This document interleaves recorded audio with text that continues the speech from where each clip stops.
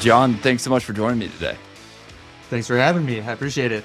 Really excited to chat. By way of introduction, John has spent the better part of the past 2 decades in the debt collection space. Actually joined a debt collections firm straight out of college. The owners ultimately staked him to acquire his first one at 28 years old, if I remember correctly. Yeah, And then over the past 20 years, you've acquired 16. I know you have a number of agencies under contract right now. So really excited to learn more about the space. I appreciate it. It's been an interesting journey for sure. Maybe we could start by hearing your take on what is the role of collections agencies in the economy. Yeah, it's a great question. I think you'll get some mixed responses depending on who you ask, but it does help to keep the cost of goods and services low. There is significant societal impacts. There's some trade associations out there, the American Collectors Association, ACA International, on the debt buying side, which is kind of slightly different than what I do. RMAI is kind of the major organization, but they regularly release data about the cost of, going to the dentist for the average person would be significantly higher without the debt collections industry. We live in a credit-based society. It plays a role without a doubt. And what are the typical clients that you're working with? So for my agency, we do a lot of medical hospitals, health systems, specialty medical providers. We're fairly active in the banking industry, so financial institutions. We do a fair amount of utility work too. We have a couple of national utility players. We are nationally licensed. We hold a SOC 2 certification, so we're collecting in across the country and litigating in a pretty high percentage of those states too. So it's fairly diverse, but I would say if there was one segment that we did the most of, would be medical. And I imagine some of those are quite large if it's a hospital system or national utility. What does the sales process look like in the collection space? It's a very long process. The sales cycle is very long. There are significant compliance implications for third-party vendors on the healthcare side. It's not dissimilar from the banking world. Generally, you'll get an RFP, and one of the first questions will be, are you able to share a copy of your latest SOC report? They want to kind of cut to the chase. It can take years to kind of make that shift. And there's a lot of consolidation going on too. So there used to be many independent hospitals, kind of one in each town, and most of them have been absorbed by the health system type model. And the health system will use, one agency for 40 hospitals. So they tend to take their time and do a lot of due diligence, as they should, and not switch too often, I guess. Sure. That was going to be one of my questions, is whether they are typically exclusive with one agency or kind of hedging with a number of different agencies that they're working with at any given time. The short answer is it varies. Depending on region, like if the health system's large enough, they'll break it up geographically occasionally. That's pretty common industry practice on the contingency side anyways, to get first or second placements. It's not uncommon either where they'll split the alphabet or something like that. Sure. And have two agencies go head to head against each other, keep keep the pressure on, I guess. And then those agencies will then either close and return the files or send directly to another set of agencies who are like a secondary workflow, just to change it up, different strategies, practices, those types of things. So yeah, there's a mix. I mean, we have some hospital and health system clients that we are the sole agency. We have several that we split in various ways. It's a mix. Sure. And what are you typically pitching as the difference between you and another agency? I imagine the collections rate matters a lot. Are there other factors that you're negotiating or competing on? What separates us is we care.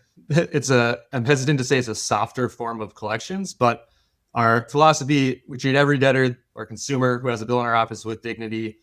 We approach it as they're going to be a client or a customer of our client again. And, whether we're making that call from our offices, we look at it like we're in the client's office, and that's how people should be treated. That tends to collect more money, in my opinion. I think the data shows that. And then really just we've created the ability to communicate and kind of meet consumers where they are through channels that they want to utilize and allow them the ability or offer them the ability to make payment how they want in a convenient way in the most frictionless flow possible. So those are big differentiators. We have significant infrastructure, which also eliminates some of the due diligence concerns, data security concerns, which is a big deal. And so just to walk through the life cycle, a Sure. hospital sends a bill to a patient. The patient doesn't pay the bill by the time it comes due. What happens next? Well, depending on the hospital, there's probably a few different things, but there are probably some financial assistance processes that are run through. But essentially, we receive the majority of placement files from our clients, especially medical, through secure tunneling, custom programming. So we'll receive those, and then we utilize a scrubbing process to make sure that none of the files are people are deceased or have filed bankruptcy, the balances aren't owed, those types of things. We also do a scrub for litigious consumers just to identify any that have sued creditors or collection agencies in the past, and those kind of are segmented into a different workflow. And then from there, we're issuing a model validation notice, the initial notice just advising the consumer that the bill is owed and who the creditor is. There's some itemization of the date, interest, those types of things that are on that letter. And then, advising them of their rights to request validation or dispute the file. That's called kind of the validation period. And then we're beginning outreach and trying to find ways to help people resolve their debt. That comes through mail, email, text, depending on the situation. Some of our clients have guidelines about the different types of either reduction in balances or payment plans that we can offer. And we work for our clients. So Sure. we're always willing to work with people regardless, but it's a two-way street kind of thing, if that makes sense. Got it. And do the funds flow through you?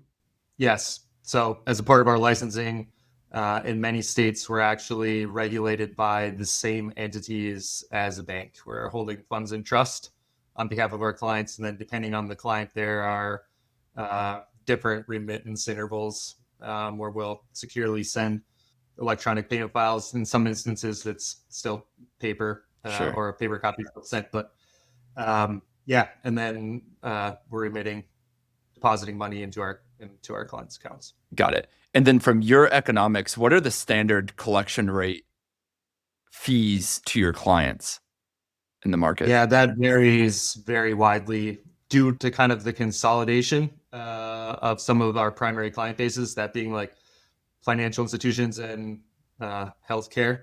There has been a decrease in rates. Again, depending on the age of the debt, kind of after it's being charged off by the creditor, sometimes the state, what the bill is for.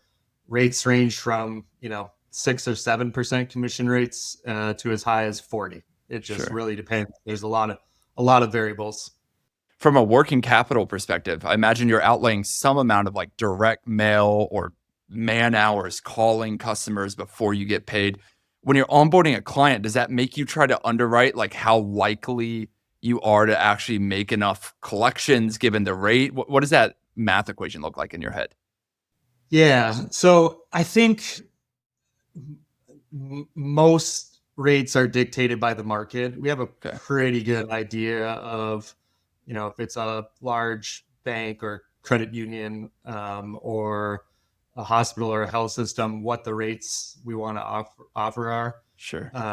And again, it's kind of some internal modeling that we use. In some instances, we come in higher than our competitors, and we're still able to win contracts. And that's partially based on reputation, but also, we're pretty transparent that we invest more dollar per account than most agencies. We have a great tech stack and a great team. There are no inactive files. You have some agencies who will offer a lesser commission rate and then kind of collect the easy files, take the cream off the top, and then a lot sits. That's not the case with our agency, and we're pretty clear about how our workflow works, what's different about it, and we try and steer the conversation to the net benefit.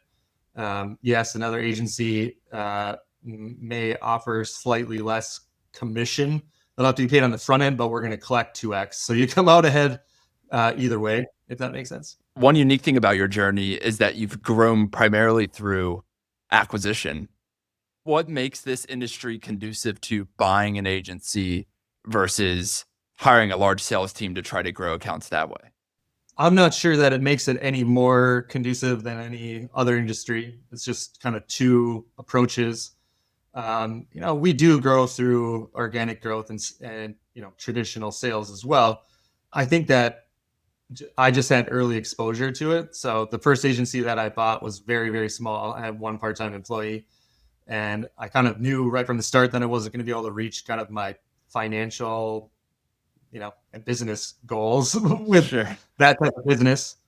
So I worked really hard, lots of hours, was able to draw up some business, and then eventually was able to find kind of another similar size. They had like 2 employees and acquired that one. There's some seller financing involved, and kind of combined those together, got a little tiny bit of synergies, hired another employee. And then, it was kind of so like the 16 that I bought over the past, 15 years, I guess now, a lot of the early ones were very small. It was kind of the right place at the right time. And in some ways, if the opportunity to purchase bigger agencies would have been possible, it would have been challenging for me. I didn't have the capital, and I was very young too. So kind of going back to the consolidation, there used to be, like I said, an independent hospital and kind of a mom and pop type agency in every little town that kind of supported this hospital as their primary client. And kind of aging ownership factor happened around the same time, and the health systems came in and started buying. And these agency owners would say, wow, I just lost my biggest client. Like, how am I ever going to replace that? I think I'll just retire. So I was able to kind of identify a few agencies like that to buy. And then I would go to kind of ACA, American Collectors Association, kind of regional trade shows. And it was intimidating, I guess. Sure. I would approach guys in their 50s and 60s and be like, hey, I don't know if you know me or not, but if you ever are ready to retire, here's a card. kind of thing. I just kept doing it, and then eventually I started getting calls and acquired a whole bunch of the little ones, and then started kind of buying bigger ones. I bought a few that over the years that we were able to make money off of, but there was nothing left. Like the clients had all left, and what was really left of the agency was just like an inventory of accounts. And we were able to buy them right and kind of implement some technology and more efficient workflows and generate a lot of revenue. Had some instances where we were able to turn kind of these older existing portfolios of accounts around so well that we were able to reactivate clients like that. Wow. The previous agency lost. So that kind of just continued. And then, we kind of just started building a broker network and kind of talking about it more. Sure. And speaking to agencies in other states outside of the Midwest. And then it kind of has just continued to grow. So sure. So it sounds like there are 2 ways to look at an acquisition. One is you're buying access to the clients if they're still producing accounts. And so there's some amount of, hey, what does this revenue stream look like? How does the cost structure look differently if I absorb those clients? And then on the other end, where you got started early on, is almost like you're buying one of those oil wells that's almost fully tapped, and you're saying, hey, there's a decent amount of accounts. I think I can juice 20% more out of it before it all goes dry. And so it's a race to do that. Does that sound right? Yeah, that's a really good analogy. That doesn't happen very often anymore. Sure. Where it's nothing like it's the business is in trouble. We're happy to look at those type of deals, but yeah, it's usually these are usually asset purchases where we're buying primarily goodwill, Over the last 16 years, what have been the key lessons or tactics on the acquisition side? I think being nimble is a really big part of it. I've learned a lot about kind of like the commonalities between sellers. A lot of the motivations are the same. Our approach is slightly different than PE, where oftentimes, we're still on a growth trajectory, so we need teams, talent, people. So these agencies, even though sometimes it represents significant synergies as a roll-up, we're keeping an office open, or at a minimum bringing on their staff in a remote model. Sellers care about their staff. That's very important. I think a lot of it is kind of honoring legacy too. Like these are people's babies. That's a big thing. I talk a lot about, we've spent 16 years since I've owned CSI developing what we believe to be the best set of practices, strategies, analytics. Every single agency that joins our group, we learn something new. Like, man, why? Don't know why we didn't think about that. Sure. So it's kind of, I'm not sure the best way to say it, like staying a bit humble, like understand that there's still more to learn. Yeah. That's awesome. Well, John, thanks so much for chatting with me. I learned a lot. So I really appreciate your time. Yeah, anytime. It was fun.